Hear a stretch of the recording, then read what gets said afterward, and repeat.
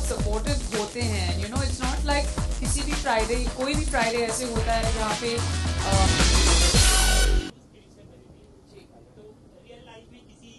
News producer को follow किया है या क्या चीज आपने सर्च किया था अपने कैरेक्टर के लिए? I think I've always, I mean, news तो हम सब देखते हैं, but when it comes to producer, हमने रियल लोकेशंस पर शूट किया. हमने CNN के ऑफिस में जाके शूट किया. एंड उसके 1-2 दिन पहले I was just on the without being an actor, बिना सेट पर रहे, we were just looking around कि ये करते कैसे हैं. But they always so busy. एक न्यूज प्रोड्यूसर को फॉलो करने के लिए the only thing you need to do is be busy all the time. उनके पास सांस लेने का भी वक्त नहीं होता है.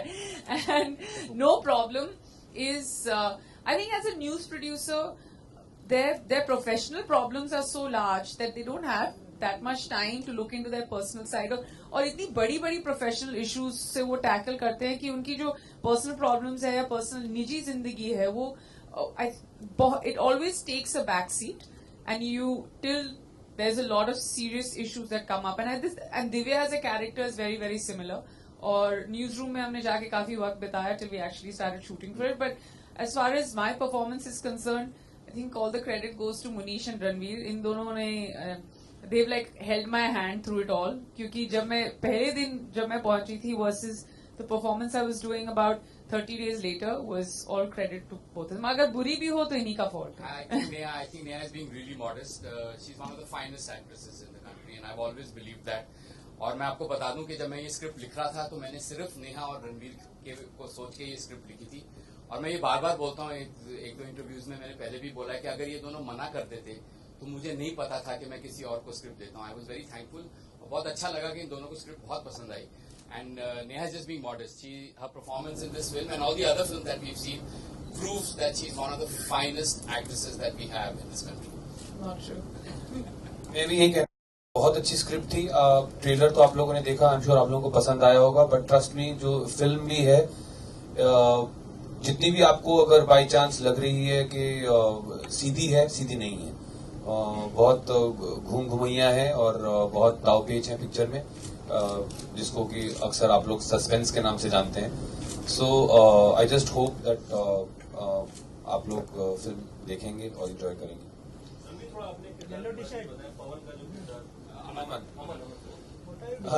नहीं तो मैंने क्या रिसर्च करी अमन के लिए? नहीं, देखिए, अमन का जो किरदार है वो बेसिकली एक मिडिल क्लास दिल्ली वाले का है. So which is something I am quite familiar with, if not very close to myself. तो ऐसी कोई रिसर्च की जरूरत नहीं थी कि मतलब उसमें फिल्म में वो एक आधा छोटा मोटा घपला करता है, बट मैंने कोई घपले नहीं किए रिसर्च के लिए. सो ऐसी कोई रिसर्च की जरूरत नहीं थी. इट्स एवरेज डेलीहाइट का रोल है, and I think I have done some of those already. Neha, script में आपको ऐसी कौन सी खास बात लगी जिसकी वजह से आप अट्रैक्ट हुई इस मूवी के लिए? वेल, सबसे पहले तो ये कि बहुत ही अच्छी स्क्रिप्ट है, और दूसरा मेरा जो किरदार था, to have faith in me, to like you know, कई बार मुझे ऐसी स्क्रिप्ट्स ऑफर होती हैं where like you know the film is always interesting and good, but the parts not so meaty. Of course एक एक्टर होने के नाते to get such a meaty role in a film is another incentive. Munish को मैं बहुत देर से जानती थी और मुझे मालूम था कि जिस दिन भी वो पिक्चर बनाएगा बहुत ही अच्छी पिक्चर बनाएगा, but I didn't know that he is going to offer the part to me. And you know, एक फिल्म जब हम फिल्म सेट पर होते हैं या फिर हम आउटडोर पर होते हैं, बहुत जरूरी होता है you have to enjoy the people you work with. When Munish told me that Ranveer is also a part of it, और मैं रणवीर के साथ पहले भी काम कर चुकी हूँ. So yes, everything, Munish directing, इतनी अच्छी स्क्रिप्ट, इतना अच्छा किरदार, और मुझे मालूम था 40 दिन अगर मैं दोस्तों के साथ रहूं और काम करूं, कुछ सीख लूं, थोड़े बहुत पैसे कमा लूं. So and I work with the cameraman earlier, तो I just thought that it's a great reason to do a film. So what is the USP of this movie? The story, it's different. You know, it's awful to say it's different because हम सब हमेशा बोलते हैं कि film बहुत अलग है, film बहुत अलग है. Actually, I would have to say it's very relatable because these struggles between a husband and wife are something that every middle class couple in Delhi or anywhere goes through. Secondly, before we even started the press conference, now it's extremely topical, And thrillers are something that are very rare. Good thrillers are something in our industry that are even more rare. So I would say all of that. And I can go on about the USP, but I'll let Ranveer answer the second half. Yeah, I'll see if, like you asked, what is the USP of the film? I think what doesn't come through with the trailer, or no matter what we try to tell you right now, because it's a crime thriller, and there's a certain amount of information that we can't talk about. We can't reveal things about the film, but it'll be a spoiler for you guys. So the best thing, I think, the best way to answer what you asked, what is the USP of the film, is I think is to say that it reads like a James Hadley Chase novel. So husband, wife, Delhi backdrop, nobody यहाँ पे कोई भी साफ सुथरा नहीं है. You know, there's everybody is playing games with each other. Everybody is kind of betraying each other. Even within the couple also, you know, if have I said too much? Okay. So my point is, it's if you are familiar with what I'm talking about, it's you know what a fast-paced crime thriller feels like. It's one of those, and the script itself has a very fresh perspective, fresh narrative, which again, I don't want to spoil it for you. When you see the film, you'll realize. Munish will add something. I just want to add that when you're writing the script, your most important जो तो आप सोचते रहते हैं कि how to engage the audience, and there are many different ways of engaging the audience emotionally, or you know, trying to get your audience to identify with the characters. With this film जब हम लिख रहे थे तो मेरा effort यही था कि audience की engagement इस level पे रहनी चाहिए कि अब क्या होगा, और मेरे को लगता था कि मेरा challenge ये है कि audience एक चीज सोचे कि अब ये होने वाला है, ये पिक्चर इस बारे में है, लेकिन वो एकदम कुछ और किसी और जर्नी पे ले जाएं. तो इस फिल्म का जो involvement with the engagement of the audience से मैं बहुत I am really looking forward to the reaction of the audience of this film.